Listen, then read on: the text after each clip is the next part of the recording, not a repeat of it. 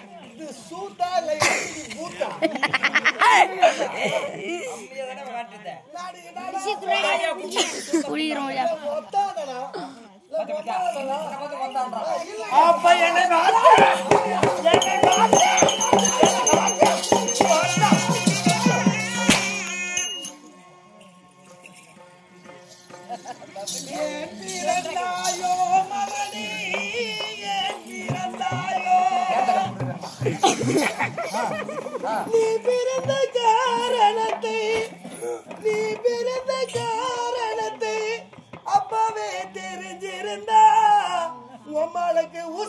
இந்த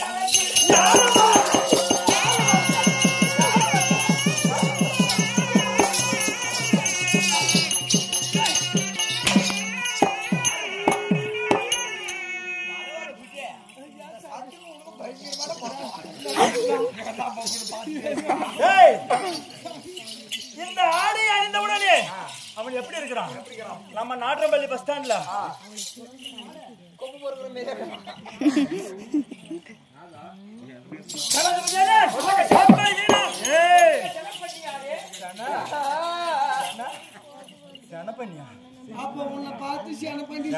செனப்பண்ணி போல இருக்குது.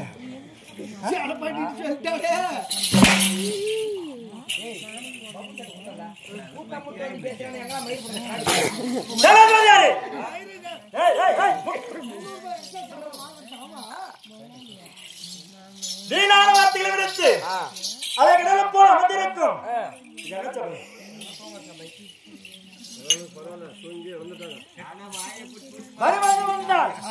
மனிதனிலே ஒருபோதும் நிற்பது கிடையாது.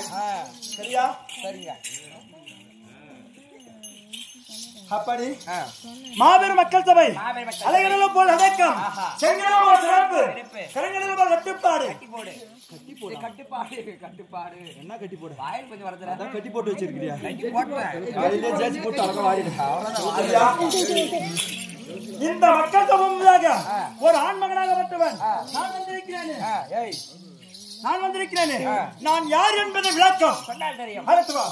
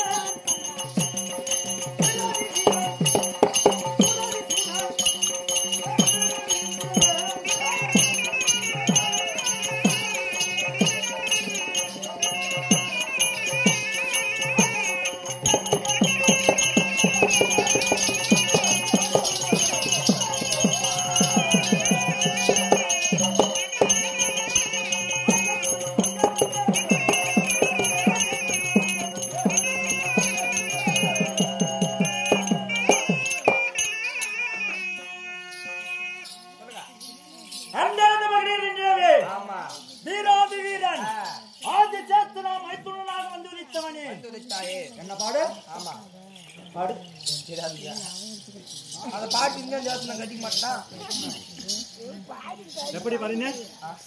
அண்டரண்டம முடிகின்றதே வீராதி வீரன் ஆதி சேஸ்தன் மைத்துனனாக வந்துதித்தவனே. சொல்றதா அதேதான். நானும் சொன்ன மாதிரி இல்ல. ஆமாப்பா உண்மை அதேதான். குந்தி தேவி என்ற பாலானா. ஆமா. யாரே? குந்தி தேவி. குந்தி தேவி. குந்தி தேவி. என்ன தேவி? குந்தி தேவி. என்ன தேவி? குந்தி தேவி.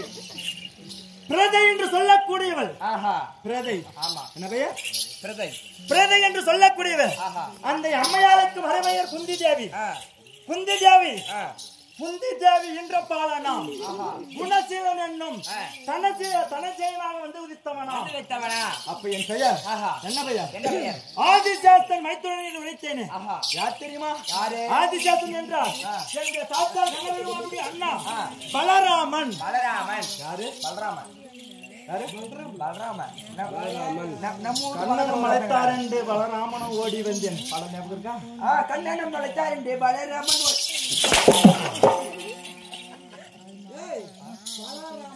அண்ணனுடைய அண்ணன் பலராமன். பலராமன் முன்பிரிவிலே ஆதிசேஷனாக இருந்தார். பலராமன் ஆதிசேஷனாக இருந்தார். ஆதிசேஷன் மைத்துனனாக வந்து உதித்தவன். ஆதிசேஷன் மைத்துனனாக வந்து உதித்தவன். என் பெயரோ குணசீலன் என்னும் தனஜயன். என் பெயர் தனஜயன். அப்படி தனஜயன் உரைத்தேனே. நான் எந்த குலத்தை சார்ந்தவன்? என்னுடைய தாயார் யார்? என்னுடைய சொந்த யார்? அப்படின்னு உனக்கு தெரியுமா? தெரியும்.